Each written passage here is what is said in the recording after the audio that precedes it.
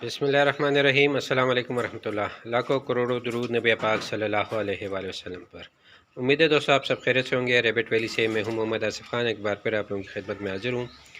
दोस्तों आज आपको बताएंगे कि फ़ीमेल रैबिट जब बच्चे देती है तो कितने दिन पहले आपको इसके साथ बॉक्स रखना चाहिए, और आपको तकरीबन 25 दिन जब गुज़र जाए, जब क्रॉस करवाते हैं और आपको इस चेक करते हैं कि प्रेगनेंसी कंफर्म हो जाए इसकी, तो फिर जब 25 दिन गुज़र जाए तो आपको बॉक्स रख देना चाहिए। बाकी आप इसके बिहेवियर से भी अंदाज़ा लगा सकते हैं। अगर ये कुछ दिनों पहले 5 दिन मतलब 25 दिन से पहले ये मुंह में घास उठाना शुरू कर दे और ये नेस्टिंग करना चाहती है, तो आप इसको पहले से भी बॉक्स रख सकते हैं। अदरवाइज़ अगर 25 दिन बाद भी रखते हैं तो कोई इशू नहीं है।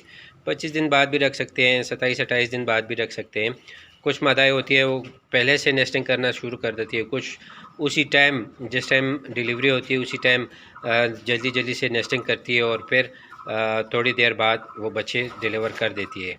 मगर कुछ मादाएँ ऐसी होती है कि वो तकरीबन एक हफ़्ता 10 दिन पहले नेस्टिंग शुरू कर देती है, और वो आपको पता चलेगा जब भी आप खुराक डालते हैं तो ये वो खुराक मुंह में लेगी और एक साइड में नेस्टिंग करना शुरू करेगी। तो आपको इससे अंदाज़ा हो जाना चाहिए कि इसका टाइम नज़दीकी या ये फिर नेस्टिंग करना चाहती है, तो आप इसके साथ बॉक्स ज़रूर रखें।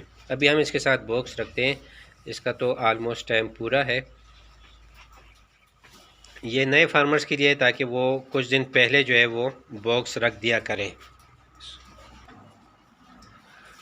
बॉक्स रखते हैं तो पहले फ़ीमेल को निकाल लें ताकि आराम से आप बॉक्स रखें। क्रॉस होने के 30 दिन बाद मादा खरगोश है वो बच्चे डिलीवर कर देती है। 1-2 दिन आगे पीछे भी हो सकता है। इस तरह आपने बॉक्स रख देने हैं, साथ में जो है आपने पराली रख देनी है इसके ऊपर।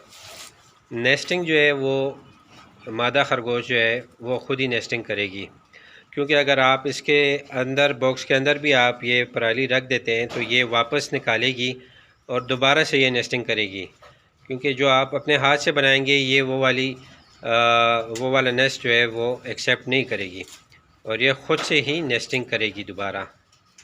तो ये सब काम हम इसी पे छोड़ देते हैं।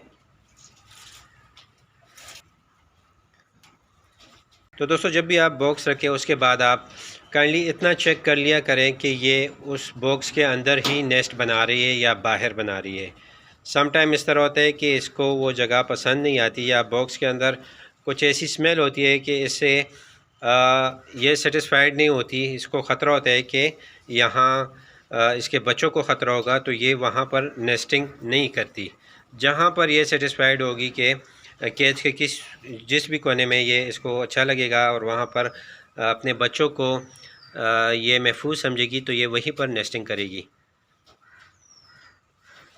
तो काइंडली इतना चेक कर लीजिएगा कि जब भी आप ये बॉक्स रखते हैं और पराली रखते हैं तो इतना चेक कर लें कि ये बॉक्स के अंदर अगर नेस्टिंग करती है स्टार्ट कर दे तो फिर बेशक आप इससे हट जाएं।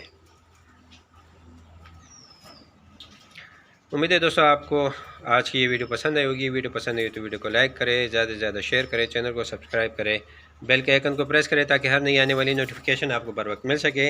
मिलते हैं इंशाल्लाह किसी नई वीडियो के साथ। अपना ढेर सारा ख्याल रखिएगा, मुझे दुआ में याद रखिएगा। अल्लाह हाफ़िज़।